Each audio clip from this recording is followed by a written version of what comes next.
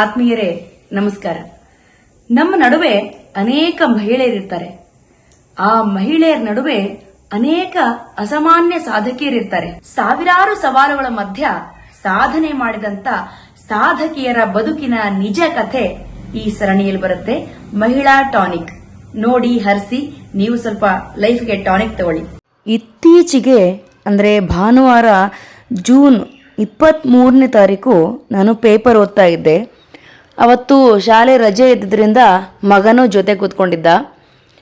ಹಿಂದಿನ ದಿನವಷ್ಟೇ ಅಂದರೆ ಶನಿವಾರ ಜೂನ್ 22, 2024ರಂದು ಲೇಖಕಿ ಕಮಲಾ ಹಂಪನ ಅವರು ಹೃದಯಾಘಾತದಿಂದ ನಮ್ಮನ್ನು ಅಗಲಿದ್ರು. ಹಾಗಾಗಿ ಭಾನುವಾರದ ಪೇಪರಲ್ಲಿ ಅವ್ರ ಬಗ್ಗೆ ಸುದ್ದಿ ಇತ್ತು. ಅವರ ಫೋಟೋ ಕೂಡ ಹಾಕಿದ್ರು. ಓದ್ತಾ ಇರಬೇಕಾದ್ರೆ ಮಗ ಕೇಳ್ದ, ಅಮ್ಮ ಯಾಕಮ್ಮ ಈ ಅಜ್ಜಿ ಫೋಟೋನ ಪೇಪರಲ್ಲಿ ಹಾಕಿದ್ದಾರೆ? ಪುಟ್ಟ, ಇವರು ಕನ್ನಡದ ಮಹಾನ್ ಲೇಖಕಿಯಪ್ಪ, ಅದಕ್ಕೆ ಇವರು ನಿನ್ನೆ ತೀರ್ಕೊಂಡಿದ್ದಾರೆ, ಹಾಗಾಗಿ ಅವ್ರ ಬಗ್ಗೆ ಇದರಲ್ಲಿ ಬರೆದು ಹಾಕಿದ್ದಾರೆ ಅಂತ ನಾನು ಅವನಿಗೆ ಹೇಳಿದೆ. ಅವಾಗ ಅವನಂದ, ಸುಳ್ಳು ಹೇಳ್ತೀಯಮ್ಮ ನೀನು, ಈ ಅಜ್ಜಿ ಹೆಂಗೆ ಬರೀತಾರೆ? ಇವ್ರು ನಮ್ಮ ಅಜ್ಜಿ ಥರನೇ ಇದ್ದಾರೆ ತಾನೆ ನೋಡೋಕ್ಕೆ, ಇವ್ರು ಬರೀತಾರಾ? ಹೇ ಸುಳ್ಳು ಹೋಗಮ್ಮ ನೀನು ಅಂತ ಹೇಳ್ದ. ಆಗ ನಾನಂದೆ, ಇಲ್ಲ ಪುಟ, ಇವರು ನೋಡೋಕೆ ನಮ್ಮ ಅಜ್ಜಿ ಹಾಗೆ ನಮ್ಮ ಎಲ್ಲರ ಅಮ್ಮನ ಥರ ಇದ್ದಾರೆ, ಆದರೆ ಇವರು ಕನ್ನಡದ ಮಹಾನ್ ಲೇಖಕಿ, ದೊಡ್ಡ ಸಾಧಕಿ ಇವರು. ಬಾ ನಾವೀಗ ಪೂರ್ತಿ ಕಮಲಾ ಹಂಪನ ಅಮ್ಮ ಇದ್ದಾರಲ್ಲ ಅವ್ರ ಬಗ್ಗೆ ತಿಳ್ಕೊಳ್ಳೋಣ ಅಂತ ಕರೆದೆ.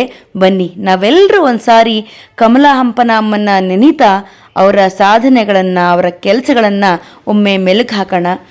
ಹಣೆ ಮೇಲೊಂದು ದೊಡ್ಡ ಬೊಟ್ಟು, ಕಾಟನ್ ಸೀರೆ, ಮೈತುಂಬ ಹೊದ್ಕೊಂಡಂಥ ಸೆರಗು, ಕಣ್ಣಿಗೊಂದು ಕನ್ನಡಕ, ಯಾವಾಗಲೂ ಸುಂದರವಾದ ಮುಗ್ಧವಾದ ನಗು. ಇಷ್ಟು ಸರಳವಾಗಿದ್ದಂತಹ ಕಮಲಾ ಹಂಪನ ಅಮ್ಮನವರ ಸಾಧನೆ, ಅವರ ಬದುಕು, ಅವರ ಜೀವನ ನಮ್ಮೆಲ್ರಿಗೂ ಸ್ಫೂರ್ತಿ ಆಗಲೇಬೇಕಾದದ್ದು. ಅವರ ಜೀವನದ ದಾರಿಯನ್ನು ನೋಡ್ಕೊಂಡು ಬರುವ ಬನ್ನಿ. ಕಮಲಾ ಹಂಪನ ಅವರು 28ನೇ ಅಕ್ಟೋಬರ್ 1935ರಂದು ಕರ್ನಾಟಕದ ಬೆಂಗಳೂರಿನ ಹತ್ತಿರ ಇರುವ ದೇವನಹಳ್ಳಿಯಲ್ಲಿ ಸಿ ರಂಗಧಾಮನಾಯಕ್ ಮತ್ತು ಲಕ್ಷ್ಮಮ್ಮ ಅನ್ನುವಂಥ ದಂಪತಿಗಳಿಗೆ ಜನಿಸ್ತಾರೆ. ಕಮಲಾ ಅವರ ಪ್ರಾಥಮಿಕ ಶಿಕ್ಷಣ ಕರ್ನಾಟಕದ ಚಳ್ಳಕೆರೆಯಲ್ಲಿ ಪ್ರಾರಂಭ ಆಗುತ್ತೆ, ಹಾಗೆ ವಿವಿಧ ಹಳ್ಳಿಗಳಲ್ಲಿ ಮುಂದುವರಿಯುತ್ತೆ. ತುಮಕೂರಲ್ಲಿ ಪ್ರೌಢಶಾಲೆಯನ್ನು ಮುಗಿಸ್ತಾರೆ. ಮತ್ತೆ ಅವರ ಕಾಲೇಜು ವಿದ್ಯಾಭ್ಯಾಸ ಮೈಸೂರಲ್ಲಿ ನಡೆಯುತ್ತೆ. 1955ರಿಂದ 1958ರ ಅವಧಿಯಲ್ಲಿ ಅವರು ಮೈಸೂರು ವಿಶ್ವವಿದ್ಯಾನಿಲಯದಿಂದ BA ಪದವಿ ಪಡಿತಾರೆ. ಜೊತೆಗೆ ಕನ್ನಡ ಭಾಷೆಯಲ್ಲಿ MA ಪದವಿಯನ್ನು ಪಡಿತಾರೆ. ಆ ಕಾಲದಲ್ಲೇ ಡಿಗ್ರಿ, ಪೋಸ್ಟ್ ಡಿಗ್ರಿ ಅಂತ ಏನು ಕರಿತೀವಲ್ಲ, ಅದನ್ನು ಮಾಡಿದಂಥ ಗಟ್ಟಿಗಿತ್ತಿ ಈ ಕಮಲಾ ಹಂಪನ ಅವರು. ಜೊತೆಗೆ PhDಯನ್ನು ಮಾಡ್ತಾರೆ. ತುರಂಗ ಭಾರತ ಅವರ ಸಂಶೋಧನಾ ಪ್ರಬಂಧ, ಇದಕ್ಕಾಗಿ ಅವರು PhD ಪಡಿತಾರೆ. ಮುಂದೆ ಅವರು ಕನ್ನಡ ಅಧ್ಯಾಪಕರಾಗಿ ತಮ್ಮ ವೃತ್ತಿಯನ್ನು ಪ್ರಾರಂಭ ಮಾಡ್ತಾರೆ. ಈ ಮಧ್ಯ ಅವರ ಪ್ರೀತಿಯ ಪತಿ, ಇವರೂ ಕೂಡ ಕನ್ನಡದ ಹೆಸರಾಂತ ಲೇಖಕ ಮತ್ತು ಸಂಶೋಧಕ ಪ್ರೊಫೆಸರ್ ಹಂಪನಾ ನಾಗರಾಜಯ್ಯ ಅವರ ಜೊತೆ ಇವರ ವಿವಾಹ ಆಗತ್ತೆ. ಇವರಿಬ್ಬರದು ತುಂಬು ಜೀವನ, ತುಂಬು ಪ್ರೀತಿಯ ಜೀವನ. ಕನ್ನಡದ ಸಾಹಿತ್ಯ ಲೋಕಕ್ಕೆ ಇವರಿಬ್ಬರ ಈ ದಂಪತಿಗಳ ಸೇವೆ ಅಪಾರ ಅನ್ಬೋದು. ಈ ದಂಪತಿಗಳನ್ನು ಕನ್ನಡದ ಆದಿ ದಂಪತಿ ಅಂತಾನೆ ಹೇಳ್ತಾರೆ. ನಮ್ಮ ಕನ್ನಡದ ಇನ್ನೊಬ್ಬ ದಿಟ್ಟ ಮತ್ತು ಹೆಸರಾಂತ ಲೇಖಕಿ MS ಆಶಾದೇವಿಯವರು. ಮದುವೆಯಾದ ನಂತರವೂ ನಮ್ಮ ಕಮಲಾ ಹಂಪನ ಅವರು ತಮ್ಮ ವೃತ್ತಿ ಜೀವನವನ್ನು ಯಾವತ್ತೂ ಬಿಡಲಿಲ್ಲ. ಈ ವಿಷಯದಲ್ಲಿ ನಾವು ನೆನಲೇಬೇಕಾದದ್ದು ಅವರ ಅನುಕೂಲವಾಗಿರುವಂತಹ ಪತಿ, ಅವರ ಗಂಡ ಕಮಲಾ ಹಂಪನ ಸರ್ನ ನಾವು ಮರೆಯೋಕ್ಕಾಗಲ್ಲ. ಪ್ರತಿಯೊಬ್ಬ ಗಂಡಸಿನ ಯಶಸ್ಸಿನ ಹಿಂದೆ ಮಹಿಳೆ ಇರ್ತಾಳೆ ಅನ್ನೋದು ಎಷ್ಟು ಸತ್ಯನೋ, ಅಷ್ಟೇ ಪ್ರತಿಯೊಬ್ಬ ಮಹಿಳೆಯ ಯಶಸ್ಸಿನ ಹಿಂದೆ ಒಬ್ಬ ಗಂಡಸು ಇದ್ದೇ ಇರ್ತಾನೆ ಅನ್ನೋದು ಕೂಡ ಅಷ್ಟೇ ಸತ್ಯ. ನಮ್ಮ ಹಿಂದೆ ನಮ್ಮನ್ನು ಪ್ರೋತ್ಸಾಹಿಸುವ ಕೈಗಳು, ಬೆನ್ನು ತಟ್ಟುವ ಕೈಗಳಿದ್ದರೆ ಯಾರಾದರೂ ಕೂಡ ಯಾವ ಸಾಧನೆಯನ್ನು ಮಾಡಬಹುದು. ಮುಂದೆ ಕಮಲಾ ಹಂಪನ ಅವರು ಬೆಂಗಳೂರಿನ ವಿಜಯನಗರದ ಸರ್ಕಾರಿ ಪ್ರಥಮ ದರ್ಜೆ ಕಾಲೇಜಿನಲ್ಲಿ ಪ್ರಾಂಶುಪಾಲರಾಗಿ ಮತ್ತು ನಂತರ ಬೆಂಗಳೂರಿನ ಮಹಾರಾಣಿ ಕಾಲೇಜಿನಲ್ಲಿ, ಮೈಸೂರಿನ ಮಹಾರಾಜ ಕಾಲೇಜಿನಲ್ಲಿ ಪ್ರಾಧ್ಯಾಪಕರಾಗಿ ಸೇವೆ ಸಲ್ಲಿಸ್ತಾರೆ. ಕಮಲಾ ಹಂಪನ ಅವರಿಗೆ 2 ಪುತ್ರಿಯರು ಮತ್ತು ಒಬ್ಬ ಮಗ ಇದ್ದಾನೆ. ಇವರು ತಮ್ಮ ವೃತ್ತಿ ಜೀವನವನ್ನು ಮತ್ತು ತಮ್ಮ ವೈಯಕ್ತಿಕ ಜೀವನವನ್ನು ಹೇಗೆ ಬ್ಯಾಲೆನ್ಸ್ ಮಾಡ್ತಿದ್ರು ಅನ್ನೋದಕ್ಕೆ ಒಂದು ಉದಾಹರಣೆ ನೋಡೋದಾದರೆ, 2 ಲೇಖಕಿಯರ ನಡುವೆ ನಡೆದಂಥ ಒಂದು ಸಂಭಾಷಣೆಯನ್ನು ನೋಡೋಣ. ಒಬ್ಬರು MS ಆಶಾದೇವಿ, ಇನ್ನೊಬ್ಬರು ಕಮಲಾ ಹಂಪನವರು. ಆಶಾದೇವಿಯವರು ಕಮಲಾ ಹಂಪನವ್ರನ್ನ ಭೇಟಿಯಾದ ಕೇಳ್ತಾರೆ, ಹೇಗೆ ನೀವು ಇದನ್ನು ಸಂಭಾಳಿಸ್ತೀರಿ ವೃತ್ತಿ ಮತ್ತು ಜೀವನವನ್ನು, ಈ ನಮ್ಮ ಪರ್ಸ್ನಲ್ ಜೀವನವನ್ನು ಅಂತ ಕೇಳಿದಾಗ ಕಮಲಾ ಹಂಪನವ್ರು ಹೇಳ್ತಾರೆ, ನೋಡಿ ನಾನು ಈಗ ತಾನೇ ಕಾಲೇಜಿಂದ ಬಂದಿದ್ದೀನಿ, ಒಳಗೆ ಅಡುಗೆಗಿಟ್ಕೊಂಡೆ ಇಲ್ಲಿ ಟೇಬಲ್ ಮೇಲೆ ಬರಿತಾನೂ ಇದ್ದೀನಿ. ಅಲ್ಲ, ಇದೂ ಶೋಷಣೆನೇ ಅಲ್ವಾ ಅಂತ ಆಶಾದೇವಿಯವರು ಕೇಳ್ತಾರೆ. ಅದಕ್ಕೆ ಹೇಳ್ತಾರೆ ಕಮಲಾ ಅವರು, ನಿಜ, ಆದರೆ ಆರಂಭದಲ್ಲಿ ನಾವು ಹೆಣ್ಣುಮಕ್ಕಳು ಇದನ್ನೆಲ್ಲ ದಾಟ್ಕೊಂಡೇ ಹೋಗಬೇಕು, ಮುಂದೊಂದು ದಿನ ಕಾಲ ಬದಲಾದೀತು ಅಂತಾರೆ. ಯಾವುದೇ ಹೆಣ್ಣಾಗಲಿ ಅವರಿಗೆ ಸಾಧನೆ ಮಾಡಬೇಕು ಅನ್ನೋದಾದರೆ ನಮ್ಮ ದಾರಿ ತುಂಬ ಸುಲಭ ಆಗಿರೋದಿಲ್ಲ. ಇಡೀ ನಮ್ಮ ಪರ್ಸ್ನಲ್ ಜೀವನನ ಬಿಟ್ಟು ಸಾಧನೆ ಮಾಡ್ತೀವಿ ಅಂತ ಹೇಳೋಕ್ಕಾಗಲ್ಲ. ಎರಡನ್ನೂ ದೂಗಿಸ್ಕೊಂಡು ಹೋಗಬೇಕು, ಸರಿದೂಗಿಸ್ಕೊಂಡು ಹೋಗೋದೇ ಹೆಣ್ಣು ಮಕ್ಕಳ ಒಂದು ದೊಡ್ಡ ಚಾಲೆಂಜ್ ಅಂತ ಹೇಳ್ಬೋದು.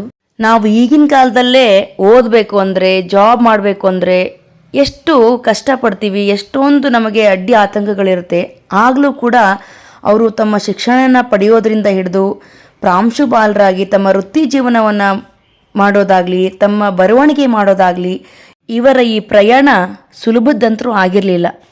ಅದು ಹೋರಾಟದ ಪ್ರಯಾಣವೂ ಅಷ್ಟೇ, ಜೊತೆಗೆ ಸಾರ್ಥಕತೆಯ ಪ್ರಯಾಣವೂ ಹೌದು.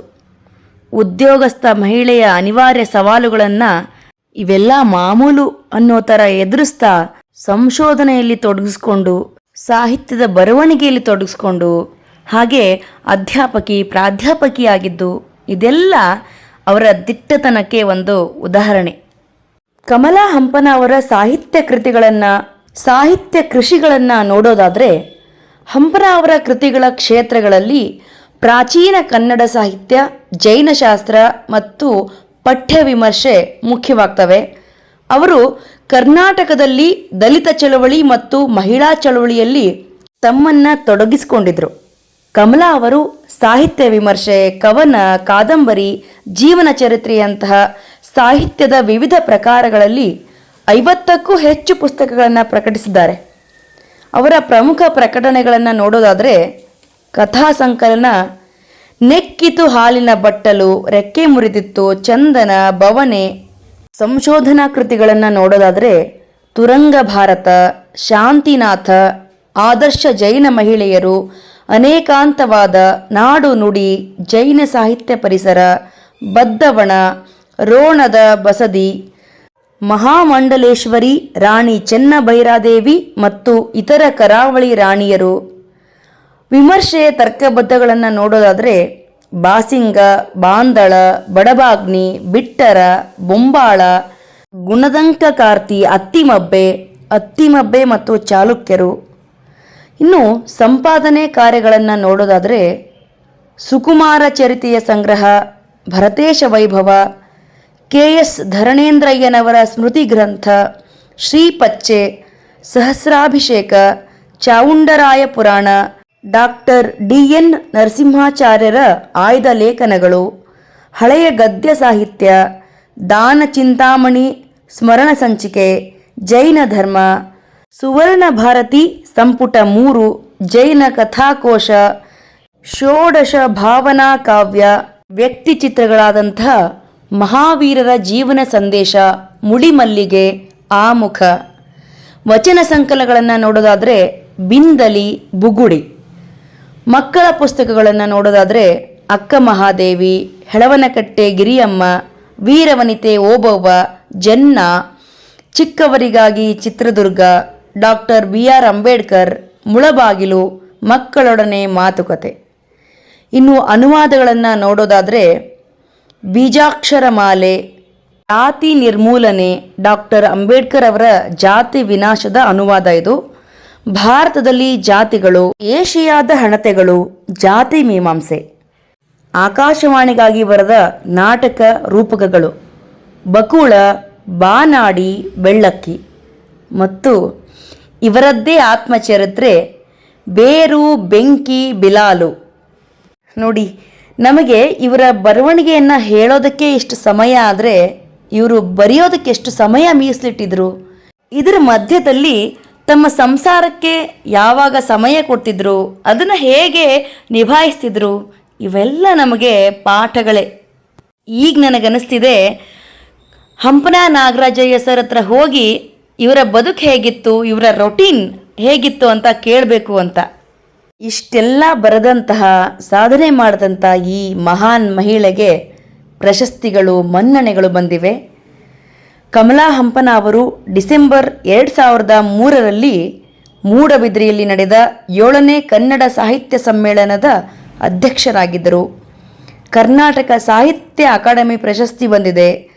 ಕರ್ನಾಟಕ ಸರ್ಕಾರದ ಕಿತ್ತೂರು ರಾಣಿ ಚೆನ್ನಮ್ಮ ಪ್ರಶಸ್ತಿ, ಕರ್ನಾಟಕ ಸರ್ಕಾರದಿಂದ ದಾನ ಚಿಂತಾಮಣಿ ಅತ್ತಿಮಬ್ಬೆ ಪ್ರಶಸ್ತಿ, ಕರ್ನಾಟಕ ಸರ್ಕಾರದಿಂದ ರಾಜ್ಯೋತ್ಸವ ಪ್ರಶಸ್ತಿ, ಬಾಬಾ ಆಮ್ಟೆ ಪ್ರಶಸ್ತಿ, ಕನ್ನಡ ಸಾಹಿತ್ಯ ಪರಿಷತ್ತಿನ ಚಾವುಂಡರಾಯ ಪ್ರಶಸ್ತಿ, ಹಂಪಿ ಕನ್ನಡ ವಿಶ್ವವಿದ್ಯಾಲಯದಿಂದ ನಾಡೋಜ ಗೌರವ ಡಾಕ್ಟರೇಟ್, ಅನುಪಮಾ ನಿರಂಜನ ಪ್ರಶಸ್ತಿ, ಸಿದ್ಧಾಂತ ಕೀರ್ತಿ ವಿದ್ವತ್ ಪ್ರಶಸ್ತಿ, ರಾಷ್ಟ್ರಕವಿ ಕುವೆಂಪು ಪ್ರಶಸ್ತಿ, ಕುವೆಂಪು ಕಲಾವಿಕೇತನ ಪ್ರಶಸ್ತಿ, ರನ್ನ ಪ್ರಶಸ್ತಿ, ಡಾಕ್ಟರ್ ಬಾಬಾ ಸಾಹೇಬ್ ಅಂಬೇಡ್ಕರ್ ಪ್ರಶಸ್ತಿ, ಭಾರತ ವಿಕಾಸ ರತ್ನ ಪ್ರಶಸ್ತಿ, ಶ್ರುತ ಸಂವರ್ಧನ ರಾಷ್ಟ್ರೀಯ ಪುರಸ್ಕಾರ, ಮಹಾಮಸ್ತಕಾಭಿಷೇಕ ರಾಷ್ಟ್ರೀಯ ಪುರಸ್ಕಾರ, ಸಂದೇಶ ಪ್ರಶಸ್ತಿಗಳು. ಈ ಎಲ್ಲ ಪ್ರಶಸ್ತಿಗಳು ಅವರಿಗೆ ಸಂದದ್ದು ನಿಜಕ್ಕೂ ಅತಿಶಯೋಕ್ತಿಯಲ್ಲ. ಯಾಕಂದರೆ ಈಗಿನ ಕಾಲದ ಮಹಿಳೆಯರು ನಾವು ಎಷ್ಟು ಬೇಗ ಡಿಸ್ಟ್ರ್ಯಾಕ್ಟ್ ಆಗಿಬಿಡ್ತೀವಿ. ಎಲ್ಲ ಬೇಗ ಬೇಗ ಸಿಗುತ್ತೆ, ಆದರೆ ಅದನ್ನು ಬೇಗ ಬೇಗ ಕಳ್ಕೊಳ್ತೀವ. ಇದಕ್ಕೆ ಕಾರಣ ನಮಗೆ ಒದಗೋ ಸುದ್ದಿಗಳು. ನಾವು ಯಾವ ಸುದ್ದಿನ ಕೇಳ್ತೀವೋ ಅದೇ ರೀತಿ ಆಗ್ತೀವಿ ಅಂತ ಹಿರಿಯರು ಹೇಳ್ತಾರಲ್ವ. ಹಾಗೆ ನಮಗೆ ಕಿವಿಗೆ ಬೀಳೋ ಸುದ್ದಿ ಡೈಲಿ ಅವ್ರನ್ನ ಇವರು ಡಿವೋರ್ಸ್ ಮಾಡಿದರು, ಅವ್ರನ್ನ ಇವರು ಅತ್ಯಾಚಾರ ಮಾಡಿದರು, ಅವರು ಇವ್ರನ್ನ ಕೊಂದರು, ಅವರು ಇವ್ರ ಜೊತೆಗೆ ಸಂಬಂಧ ಇಟ್ಕೊಂಡಿದ್ರು, ಈ ರೀತಿಯ ಸುದ್ದಿಗಳೇ ನಮಗೆ ಜಾಸ್ತಿ ಬೀಳುತ್ತೆ. ಹಾಗಾಗಿ ನಮ್ಮ ಒಂದು ಮನಸ್ಸು ಕೂಡ ಅದಕ್ಕೆ ಕೇಳಿ ಕೇಳಿ ಅದೇ ರೀತಿ ಆಗ್ಬಿಡುತ್ತೇನೋ ಅನ್ನೋ ಭಯ ಇದೆ. ಹಾಗಾಗಿ ನಾವು ಆದಷ್ಟು ಆ ರೀತಿಯ ಸುದ್ದಿಗಳಿಗೆ ಗಮನ ಕೊಡದೆ ಇಂಥ ಆದರ್ಶ ವ್ಯಕ್ತಿತ್ವಗಳನ್ನು ಓದೋದ್ರಲ್ಲಿ, ಅವ್ರ ಬಗ್ಗೆ ಕೇಳೋದ್ರಲ್ಲಿ ಕಳೆಯೋಣ ಅಂತ ನನಗನ್ನಿಸ್ತಾ ಇದೆ. ಕಮಲಾ ಹಂಪನ ಅವರು ಇಷ್ಟು ದೊಡ್ಡ ವ್ಯಕ್ತಿತ್ವವಾಗಿ ಬೆಳೆಯೋದ್ರ ಹಿಂದೆ ಅವರ ದೊಡ್ಡ ವ್ಯಕ್ತಿತ್ವವೂ ಕಾರಣ ಆಗಿರುತ್ತೆ, ಅವರ ಒಂದು ಗುಣವೂ ಕಾರಣ ಆಗಿರುತ್ತೆ. ಅವ್ರಿಗೆ ಎಂಥ ದೊಡ್ಡ ಗುಣ ಅಂದರೆ, ತಮ್ಮ ಜೊತೆಯ ಲೇಖಕಿಯರ ಏಳಿಗೆಯಲ್ಲಿ ಅವರು ತಮ್ಮ ಏಳಿಗೆಯನ್ನು ಕಾಣುವ ಅಪರೂಪದ ಗುಣವುಳ್ಳವರಾಗಿದ್ದರು. ಯಾವುದೇ ಲೇಖಕಿಗೆ ಪ್ರಶಸ್ತಿ ಬಂದಾಗಲೂ ಕೂಡ ಅವರಿಗೆ ಫೋನ್ ಮಾಡಿ ಅಭಿನಂದಿಸ್ತಾ ಇದ್ರಂತೆ. ಕಮಲಾ ಹಂಪನ ಅವರ ಬದುಕು ಅವರ ವೃತ್ತಿ ಜೀವನದ ಮೂಲಕ ಆದರ್ಶವಾಗಿರೋದಷ್ಟೇ ಅಲ್ಲದೆ ಅವರ ಸಂಸಾರ, ಅವರ ಜೀವನದ ಇಡೀ ಬದುಕು ನಮಗೆ ಆದರ್ಶ ಆಗುತ್ತೆ. ಯಾಕಂತಂದರೆ ಇತ್ತೀಚೆಗೆ ವೃತ್ತಿ ಜೀವನದಲ್ಲಿ ಸಕ್ಸಸ್ ಆಗಿದ್ದರೆ ತಮ್ಮ ಪರ್ಸ್ನಲ್ ಜೀವನದಲ್ಲಿ ಅನ್ಸಕ್ಸಸ್ ಆಗಿರ್ತಾರೆ, ತಮ್ಮ ಪರ್ಸ್ನಲ್ ಜೀವನದಲ್ಲಿ ಸಕ್ಸಸ್ ಆಗಿದ್ದರೆ ತಮ್ಮ ವೃತ್ತಿ ಜೀವನದಲ್ಲಿ ಫೇಲ್ಯೂರ್ ಆಗಿರ್ತಾರೆ. ಆದರೆ ನಮ್ಮ ವೃತ್ತಿ ಮತ್ತು ನಮ್ಮ ಬದುಕು ಎರಡೂ ತುಂಬ ಇಂಪಾರ್ಟೆಂಟು. ಅದಕ್ಕೆ ಉದಾಹರಣೆ ಈ ತುಂಬು ಜೀವನವನ್ನು ನಡೆಸಿದಂಥ ಹಂಪನ ದಂಪತಿಗಳು. ಅವ್ರು ನೋಡಿ, ಇತ್ತೀಚೆಗೆ ಅವರು ವಯಸ್ಸಾಗಿದ್ದ ದಂಪತಿಗಳಾಗಿದ್ದರು, ಇಬ್ಬರೂ ಸೆಲೆಬ್ರಿಟಿಗಳು. ಹಾಗಾಗಿ ಇಬ್ಬರಲ್ಲಿ ಒಬ್ಬರನ್ನ ಯಾರಾದರೂ ಗೆಸ್ಟ್ ಆಗಿ ಅತಿಥಿಯಾಗಿ ಕರೆದ್ರೆ ಒಬ್ಬರು ಮಾತ್ರ ಹೋಗ್ತಿರ್ಲಿಲ್ವಂತೆ, ಇಬ್ಬರು ಒಟ್ಟಿಗೆ ಹೋಗೋರಂತೆ. ದಂಪತಿಗಳಿಬ್ಬರೂ ಬರೋದು ಅವರ ನಿಡುಗಾಲದ ಸಖ್ಯದ ವ್ಯಾಖ್ಯಾನದಂತೆ ಕಾಣಿಸ್ತಾ ಇತ್ತು. ಒಬ್ರಿಗೊಬ್ಬರು ಜೋಡಿಯಾಗಿ ತುಂಬು ಜೀವನವನ್ನು ಕಳೆದಂತಹ ಈ ಜೋಡಿಗಳು ನಮಗೆ ಆದರ್ಶ. ಅಪಾರ ಪ್ರೀತಿಸುವ ತಮ್ಮ ಪತಿಯನ್ನು ಅಗಲಿ ಹೋಗಿದ್ದಾರೆ ಕಮಲಾ ಹಂಪನ ಅವರು. ಈ ದುಃಖವನ್ನು ಭರಿಸುವ ಶಕ್ತಿಯನ್ನು ಅವರ ಕುಟುಂಬಕ್ಕೆ ದೇವರು ಭರಿಸಲಿ ಅಂತ ಕೇಳ್ಕೋತಾ ಈ ಮಾದರಿ ಜೀವಕ್ಕೊಂದು ದೊಡ್ಡ ಸಲಾಂ.